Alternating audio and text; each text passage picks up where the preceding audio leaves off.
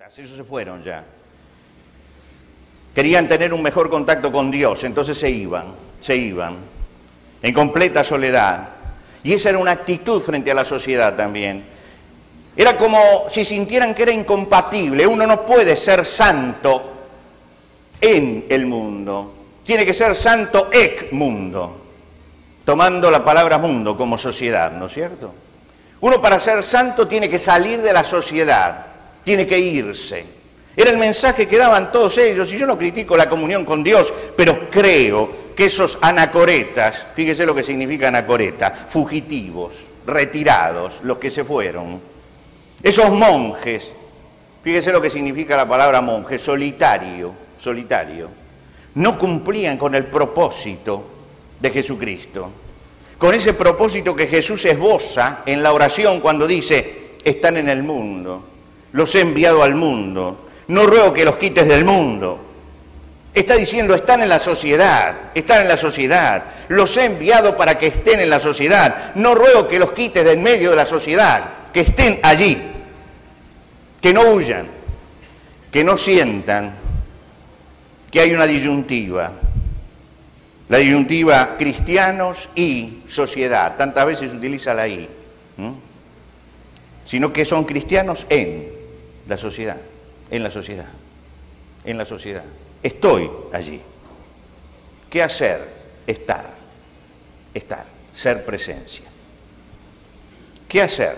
Segundo, influenciar sin ser influenciados. Y acá entramos al punto más álgido, hermanos, influenciar. La presencia en el mundo tiene problemas porque no solamente ejercemos influencia, sino que también recibimos influencia. Y el dilema que tenemos hoy es, ¿influenciamos o somos influenciados por la sociedad? Cuando uno entra a la sociedad, cuando vive dentro de la sociedad, se le produce una lucha, la lucha de influencias.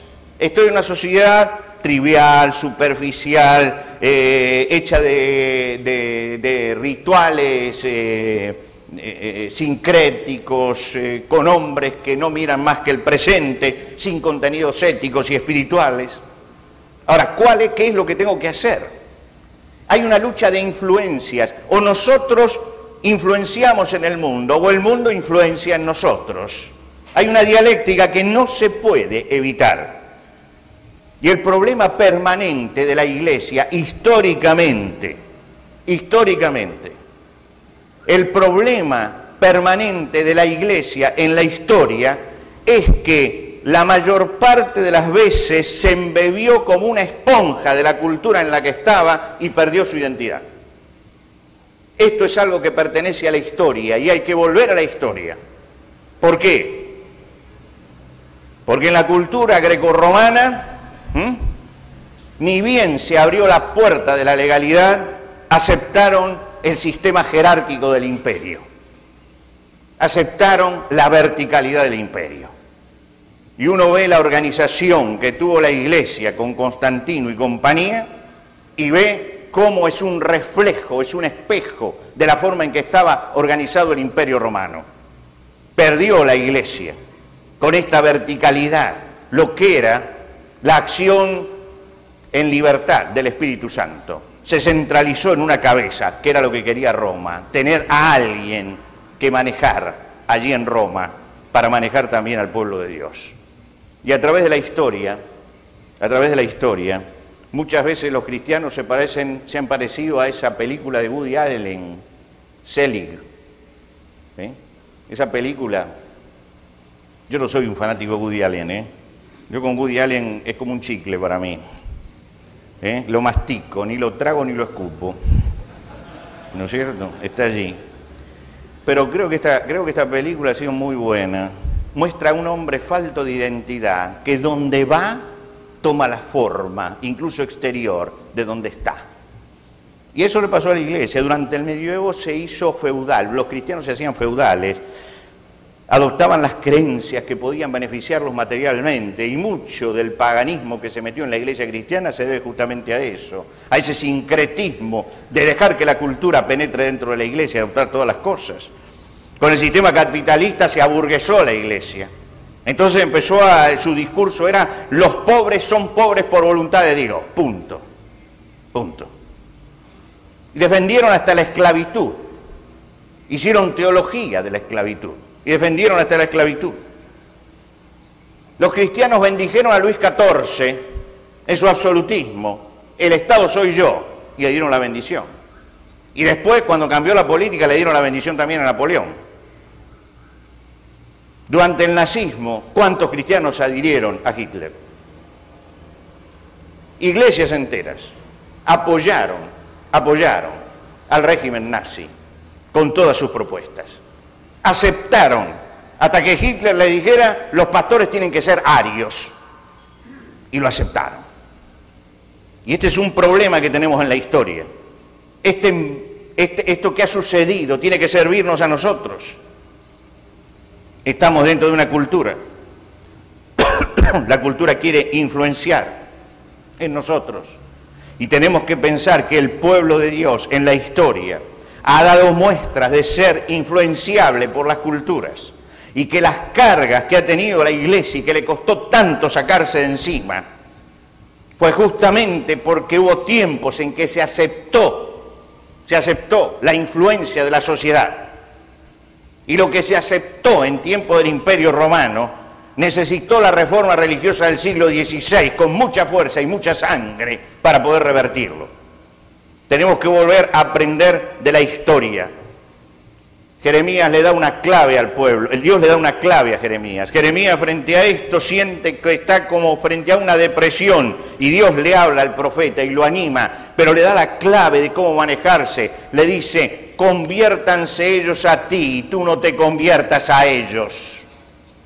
Y creo que esto lo tenemos que poner, así como ponemos textos, ¿no es cierto?, en las paredes, de nuestra casa. Creo que en cada iglesia tendríamos que poner hoy este texto en la entrada: conviértanse ellos a ti y tú no te conviertas a ellos. No te conviertas a ellos. ¿Por qué? Porque hoy está pasando algo parecido a lo que pasó en el pasado. Nombramiento de apóstoles, la verticalidad de Constantino nuevamente entre nosotros. En mi ciudad, la ciudad donde yo vivo, hay tres fraternidades pastorales. Se formó una, se pelearon. Se formó la segunda, fraternidad pastoral número 2. Se pelearon. Se formó la tercera. Esta es fraternidad apostólica. Somos más que los otros dos. ¿Se da cuenta? Volvemos a la verticalidad. Esta lucha por el poder. ¿Por qué? Porque en vez de ir a la palabra de Dios, estamos escuchando demasiado las voces que nos bajan de los países poderosos, imperialistas, que es donde se gestan estas teologías. Cuidado con esto. Esto no se gesta aquí en América Latina. Esto se gesta en el norte y baja. Y no sería extraño que detrás de esto hubiera una intencionalidad política también. Cuidado con esto. Y si usted no cree esto, fíjese y vaya a leer en la historia lo que pasó el 15 de diciembre de 1975 en el Senado de los Estados Unidos, cuando la Sociedad Bautista del Sur se presentó e hizo un pedido. Vaya y léalo. ¿Qué fue lo que pidió? ¿Qué fue lo que pidió? Y usted se va a dar cuenta que muchas veces hay intencionalidad política en muchas cosas que suceden en América Latina. Lo vemos allá, lo hacen allá, lo trasladamos acá. Y por eso, porque estamos copiando de lo que es la decadencia, es que estamos como estamos. Por eso es que tenemos apóstoles también, porque nos bajó la línea de que teníamos que tener apóstoles y que sería interesante que en cada ciudad haya un cuerpo apostólico que maneje a todos los pastores. Y que en cada provincia haya un cuerpo que maneje a todos los apóstoles que están abajo, y que después va a haber que en cada país haya un apóstol, y después vamos a llegar a tener un papa evangélico. Este es el camino por el que vamos. Este es el camino por el que vamos. Este es el camino, mis hermanos. Es un problema de poder esto, es un problema de poder. Es un problema de poder. Tengamos cuidado, porque lo vemos en el norte, convertimos a nuestras iglesias en discotecas. Porque lo vemos en el norte. Porque tienen culpa por allí, los que tienen dinero, crean la teología de la prosperidad y entonces hablamos en la América Latina próspera de la teología de la prosperidad. Una teología culposa nacida en el capitalismo.